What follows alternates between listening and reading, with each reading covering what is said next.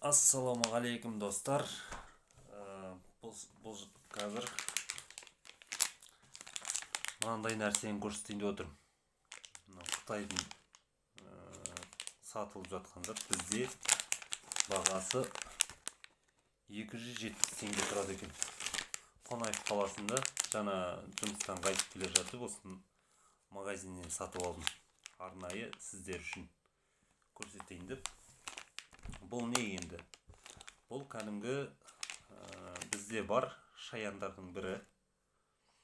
Яғни сол шаяндардың менің түсінігім бойынша, енді қытайша түсінбеймін. Мына жерде перецтің суреті көрсетілген. Яғни ащы бір нәрсе әлі көрген жоқпын. Сіздердің көздеріңізше ашып, қазір көретін боламыз.